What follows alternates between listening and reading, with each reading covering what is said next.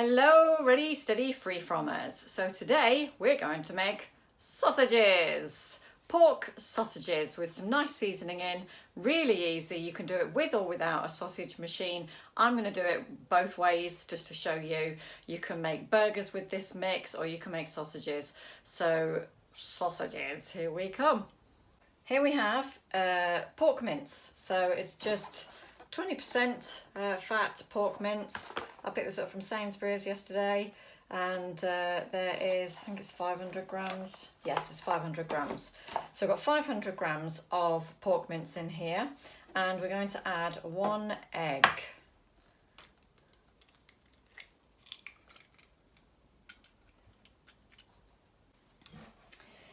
Now, before we add anything else, we're going to give it a mix. You can do it with a fork or a wooden spoon maybe, or you could use your electric whisk, but with the curly prongs that you would do like with dough. You could do that to mix it up. I'm just going to do it with my fingers because I like getting stuck in there with the food. So here we go, we're going to give it a nice mush around. It's a great thing for the kids to do actually, they like this kind of thing. So we're just going to squish it around. Now it's good to have a high fat content in your sausage meat, so 20% is nice because you do want a bit of fat content in your sausages to release that flavour. If you have a low fat pork mince, then it can result in quite a dry sausage.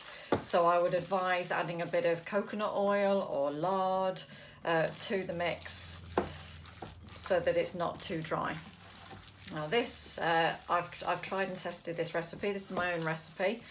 So it's really nice and it's really simple. Okay, so now you can see the texture of it has changed quite a bit. It's quite mushy, so that's nice. So we like that. So we're just going to spread it out a bit. So we're going to add in some salt, probably about half a teaspoon of salt.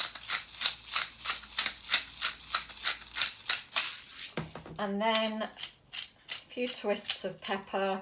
That's really according to how you like it. So it's probably, for me, they're about 1/4 teaspoon of pepper.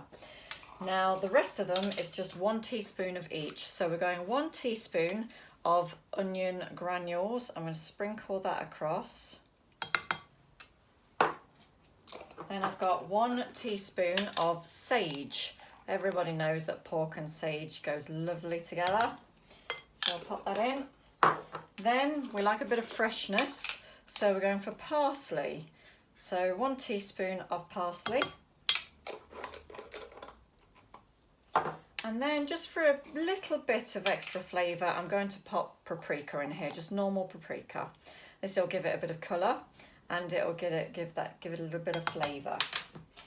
Now really, you can do whatever you want here. So you could add in whatever spices, herbs that you like. So you could put chili powder in it.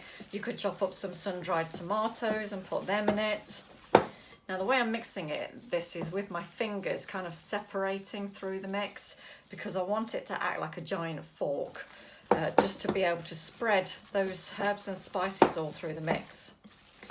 So yeah, going back to the herbs and the seasonings, you could chop up little leeks and bits of apple, pop that in here and have a pork leek and apple sausage. It's endless really what you could do with it. So that is the mix. So I'm just going to have a quick look through just to see if I've got any obvious bulks of spices in there. Now you could of course do this in the food processor, so that's another option. Okay, so I'm going to show you first of all pork burger. So here we have some wax discs. These are just burger discs. This is my burger press from Lakeland, and you buy the discs as well. So this is a fantastic bit of kit and it makes a lovely 1/4 pounder with that. So we're going to use these discs. So I'm just going to show you for demonstration's sake. We take this and we pop a disc in there. So we've just popped one of the wax discs in there. Doesn't matter which way around. We're going to take a bunch of this, pop it in, squish it all down. It's really hands-on, this is. Okay, Doesn't have to be perfect. You know me, not looking for perfect here. We slap that on the top, and then you've got a 1/4 pounder. So you could freeze that. Look at that, big juicy fat 1/4 pounder, and you know exactly what's in it. So that's lovely. So you could have it as a pork burger. Now, obviously today I am going to be making sausages. If you don't have a burger press and you don't have the sausage machine, then you can just, you could even make meatballs out of this. So you could roll it and make chunky meatballs, or you could flatten it and make burgers, however big or small that you wanted them, or you could roll it and make it into a skinless sausage. So there's lots of things that you could do with this. You could even just fry it all off and cook it with some pasta if you eat pasta, or you could have it with some courgette or butternut squash spaghetti with some tomatoes. That'd be nice. So, okay, so we're going to do the sausages now. Okay, so I've got here my sausage machine.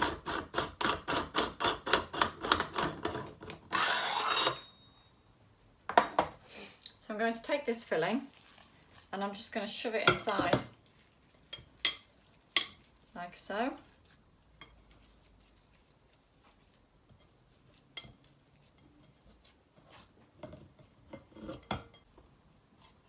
So just pushing that down and it comes to about there. So I've taken back my burger and I've put that in because I'm not making burgers today, I'm making sausages. So I'm going to get as many sausages out of this as I can. Now the sausage skins that I'm using, again, I get from Lakeland. You could get them from Amazon or wherever it is you get them from. So sausage skins we're looking for. And it comes in a tube like this. And so you just have to kind of guess how much you're going to need, because you have to pop this on the end of this and then the sausage mix comes through the other end. But this is too long and it's too much, and so I'm just going to chop a bit off of here. So I'm just going to separate it part way down and just chop it with my scissors. Now this is made of beef collagen, so it's nothing else apart from that, it's just beef collagen. Okay. Now what we want is this over the end, and then we're going to just tie a knot in it. It's not very tight, this fixing's not, it keeps moving. Okay, so we're just going to twist it. Okay, so while I'm doing this, I am going to put the end of this on. So the great thing about making sausages is that you can make a big batch and then you can freeze them. So we're going to hold this here while we turn the nozzle at this end here, and you'll see in a minute the sausage mix coming up. There we go, can you see it there? It's just started to rise up the tube and it's going to come out the end in a minute. I'm just going to hold the end there and I'm going to fill it now. Hold this down. It's a bit fiddly once you get started. Once you get going, it's okay. So once you've got to about the size that you want, then you twist it. So I'm going to twist it clockwise to start off with for my first turn, and then leave that there. Then I'm going to turn it again. There we go, and I'm going to turn it anti-clockwise. Okay. Clockwise.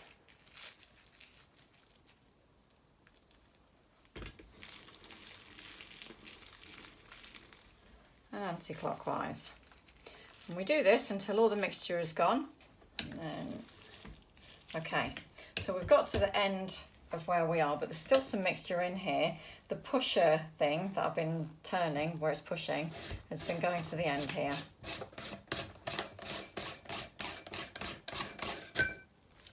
So we're just going to pop that there for now. I'm going to take this off.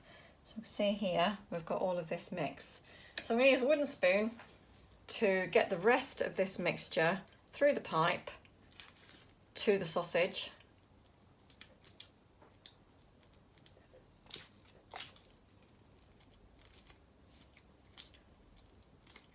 You do so much of it with your finger, but you can't get it all. And you know how I don't like to waste anything.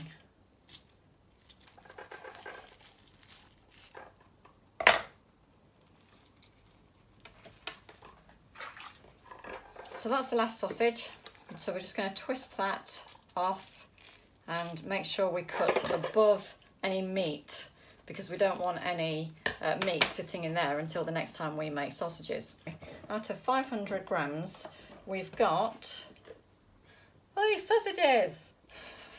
So we've got 1, 2, 3, 4, 5, 6, 7, 8 sausages out of 500 grams, and we know exactly what's in them, and they're going to taste beautiful. So I'm going to cook one and have it as a sausage sandwich today with some nice tomato ketchup. So see you in a bit for the cheeky taste test. Here we are back, and the sausage is cooked. It's just come out of the grill, and I'm going to just chop the end off just to let that cool. It is hot. Now what I'm going to do is I'm going to just cut it down the middle, mostly because then I'm going to use some tongs for this. Mostly because then it kind of spreads across the sandwich better. Now if you want loads of sausage in your sandwich, then you can do that. So I've just kind of butterflied the sausage, so I've kind of just cut it down the middle, and then it can open up, and then I can lay it on my bread like so. And then I'll show you.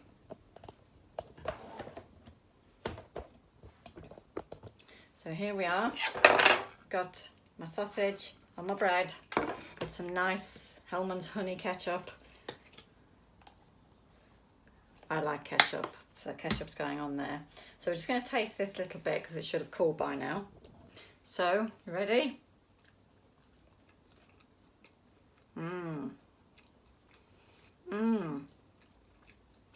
Oh, that's lovely.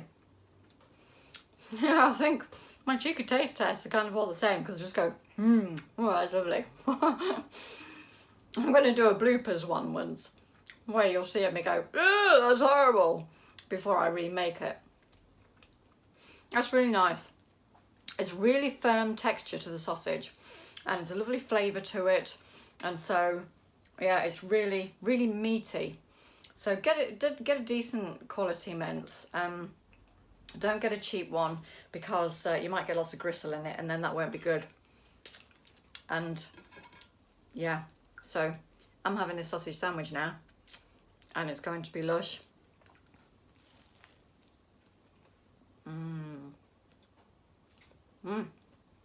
Yummy.